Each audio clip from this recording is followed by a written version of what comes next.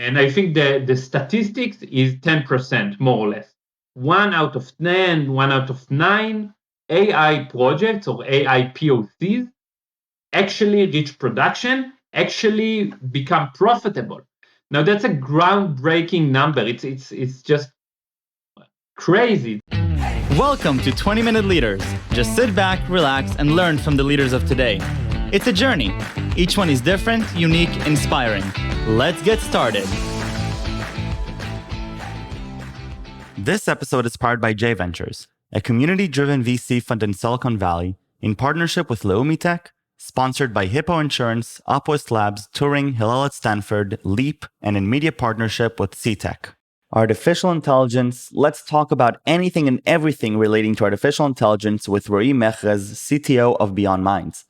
As a leading AI pioneer and global visionary with extensive innovation experience in various industries, Dr. Mechrez co-founded BeyondMinds to bridge AI theory to practice with the vision to create the first enterprise AI system that is universally applicable and easily adaptable. He is passionate about fostering a data-driven culture, using AI as a transformational catalyst to address complex regulatory, operational, and business intelligence challenges. Before founding BeyondMinds, Dr. Mechrez held a number of positions in high-tech companies and academia and conducted research focused on the intersection of computer vision and deep learning. Roey Mechrez, welcome to 20-Minute Leaders. How are you? I'm good. Thank you for having me. How are you doing? I'm doing fantastic. Thank you for being with me, Dr. Roey Mechrez, a PhD from the Technion, a lecturer, computer vision and deep learning. All around, it sounds like a guy who's pretty passionate about everything to do with artificial intelligence, but even more interestingly than being passionate about AI, it's being passionate about this idea of theory versus practice and how do we combine these two worlds into 2021 when practically AI is relevant for any field, yet who knows how the hell it is supposed to be implemented, aside from putting it on the slide deck to raise the valuation a little bit. So, Roey, tell me a little bit about your background and why you're so excited about AI in general. Yeah, sure. So thank you for the warm introduction. I think it's the first time someone called me doctor, so it's definitely a good start for the conversation, and then talk about myself for a second. About myself, I was an air traffic controller in the Israeli Air Force, and after that, I did my bachelor and master's in biomedical engineering. During my master thesis, I was dealing with some computer vision of brain MRI, and then I fall in love with the field of computer vision and AI specifically. And 2 years after, I found myself doing a PhD in the Technion in general computer vision. I was doing research in diversity set of problems around computer vision. Read so many papers and got in love with the field totally. So that's my background before I started the company, before we founded the company, me and Rotem. That's the main background, I guess. And so a lot of people that go and specialize in AI computer vision, they then take this, expertise and translate it into a specific problem that perhaps they're very interested in or curious in. You decided to do something different with your understanding of AI. So talk to me about this dissonance from theory to practice. Right. So we founded BeyondMinds with a very significant vision. And Rotem came from one of the defense companies in Israel with some practice experience in NLP and putting solutions in production. And we both identified this gap between the amazing, not other words, theory and research around AI. 3% of all research paper a year are about AI. That's a crazy number. And while this is amazing, and I love writing papers and I love reading papers, there is a big gap to actually value and practice. If you go to McKinsey, Gartner, MIT, Sloan, name it, just name it, whatever survey you will go and look at, you will find a systematic failure around bringing AI into production or bringing profit out of AI. And I think the statistics is 10%, more or less. 1 out of 10, 1 out of 9 AI projects or AI POCs actually reach production, actually become profitable. Now that's a groundbreaking number. It's just crazy that so much money is invested in AI. And by the way, if you look, for example, at the Fortune 1000 companies in the US, okay, 1000 companies, the biggest companies in the US, on average, they invest $50 million around AI a year. That's $50 billion just in the US by the Fortune 1000 companies, where 87% or 90% of that money is a waste of money. It won't lead into ROI. And that's what we are with the mission to solve. Bridging this AI theory, lab AI into the production where it requires system, MLOps, monitoring, security, compliance, and many, many other elements. Stability, robustness, retraining of the models. There are so many elements of AI in production that need to be taken care of. And that's what we're doing at BeyondMinds, and that's why we founded the company. So I'm hearing you hint that part of the reason that these 90% of the papers then don't get translated into positive ROI is not just because the AI may not be relevant for the company, but it's also because the whole supply chain that will bring the AI to productization, that part is still not easy to maintain or to create yet, right? So I think it's a great question, and I usually distinguish between the organizational challenges that maybe still exist into the technology or tech-related challenges. Mm-hmm. And I think while if you go 3 years back around, 2018, where most companies decided to build their center of excellence and bring AI, and they stuck into lack of talent and strategy and vendor selection and business alignment and find the right starting point. Right, these are challenges. But I think today at mid-2021, after a pandemic that gave a boost to digital transformation, etc., I would say that most organizations, let's say around 70% in my assessment and some surveys, already passed this maturity level. And they have data lakes and data flows and data bricks and snowflakes and whatever, you just name it, right? And they brought platform and they hired every PhD that came from Stanford into their company. But okay, now you have PhDs sits in the lab, you brought them data and they train the model, and then what? Can you just take this model and put it in production? The answer is clearly not. Right. And so you come in with the experience and you're working with companies to make it happen. What does it take? Why is this a difficult problem to solve that requires somebody with a PhD from the Technion to come and help them figure out what is the right process to go and do it? So first of all, it requires much more than a PhD from the Technion. It requires a company with a lot of many very talented people, engineers, researchers, data scientists, production experience, and we invested in the last 2 and more years thousands of human hours into building a platform that will enable this path, right? And it's not a developer tool. I think the landscape of AI is very interesting, and as I see it, you can cut it more or less into 3 pieces. There are vertical companies, amazing companies that solve a very specific problem, and maybe they use AI as part of the technology, but they solve a very specific problem, and their product can be delivered off the shelf. Mm-hmm. And then you have developer tools. Again, companies that developed a tool, a platform, maybe also the cloud providers you can count on this area.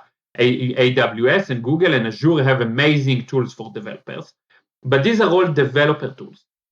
And then there is BeyondMinds and some other companies, but we are focusing on business, on delivering business values, solution with AI, and our platform is the enabler to break the failure rate that I described in the beginning, right? So we are coming with a third element that enable companies. Okay, I want AI in production, I want it fast, and I want better success rate. So you can come to BeyondMinds and use our platform as an enabler, and we're going to customize for you a silver bullet solution. Now, one of the key observation of our model is that AI and data-related problems are characterized by high specificity.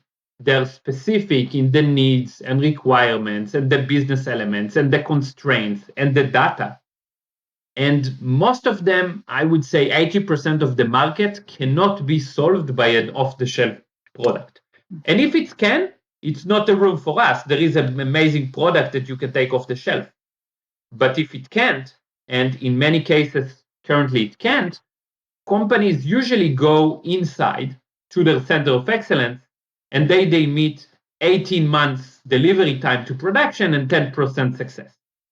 So we are providing an alternative path to that awful cycle.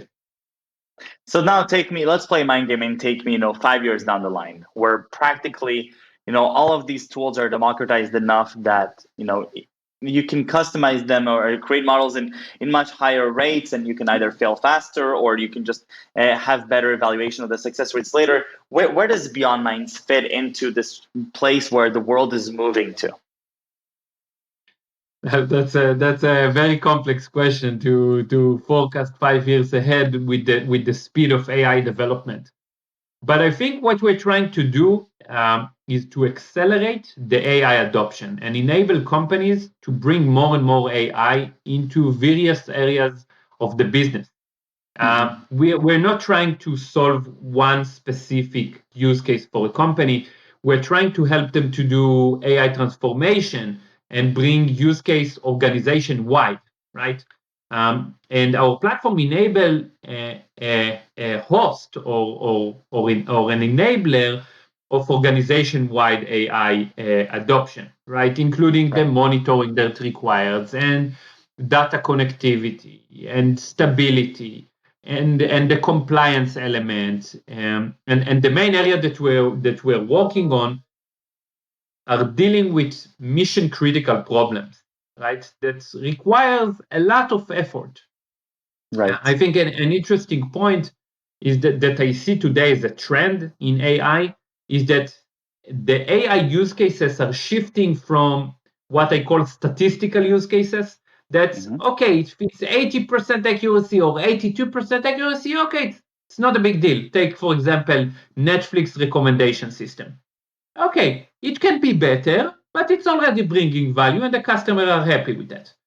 On the other hand, if you're taking defect detection of iPhone manufacturing, right? You don't want as an OEM that produced the iPhones that a bad iPhone will leave the factory, right? Right. Same with an insurance company where you automate claims automation, you automate claims with AI. You don't want to reject a claim for a customer that should be approved because that customer is going to social media and going to harm your business significantly. On the other hand, you don't want to authorize a claim that should be rejected, right? So that case is critical for the business, right?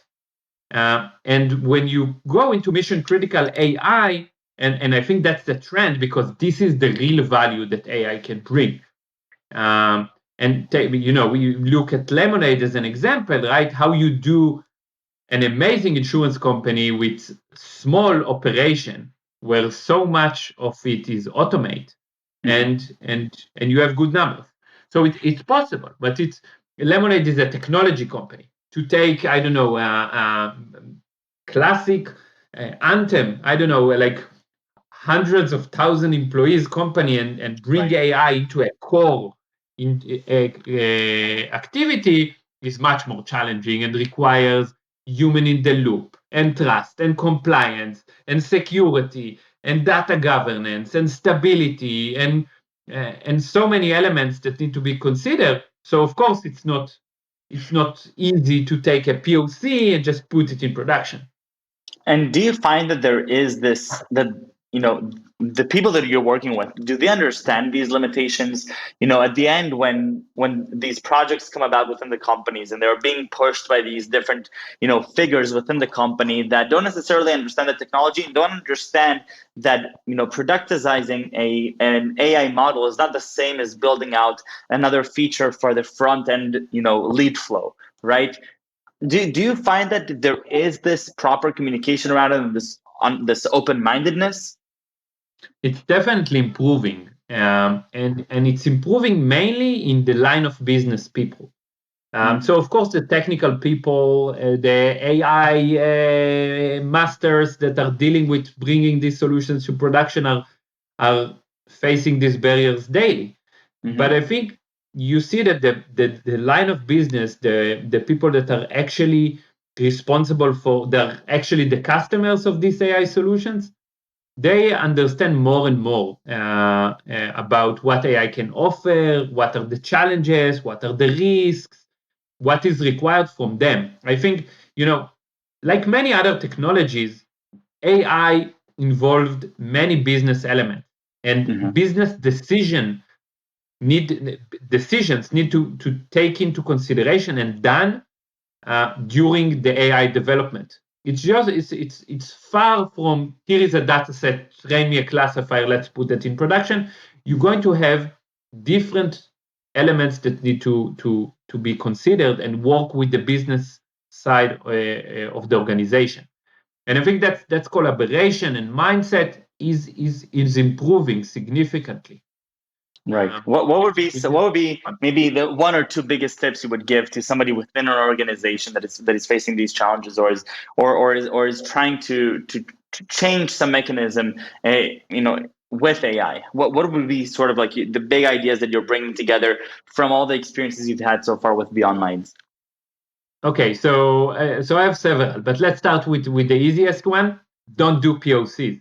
I think POC is one of the largest traps around AI because the gap between the lab and production is so large that the POC is not even relevant.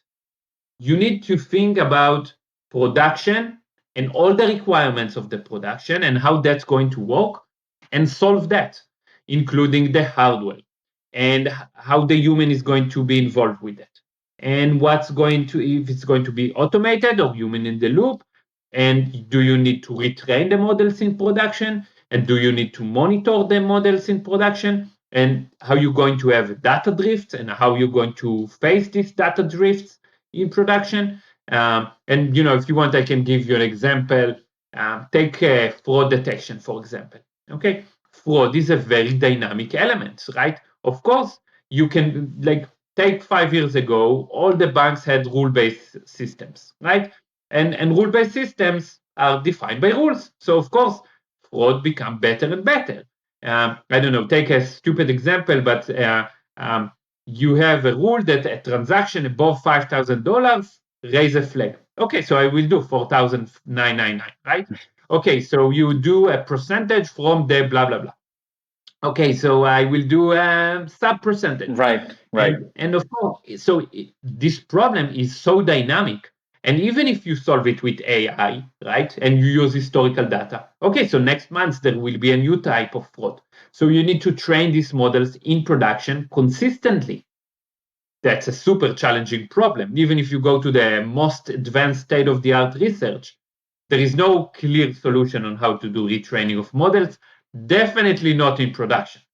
And then, okay, a famous element of AI is that when it fails very silently. right? I love to give an example that, okay, you build your dog versus cat classifier, and then you got an image of a giraffe.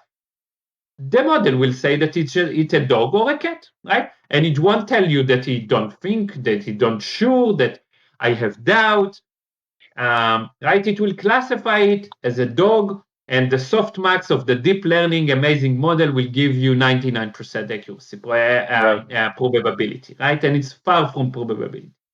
So, for example, confidence estimation or uncertainty estimation, as the research community call it, is a critical element in mission critical problems.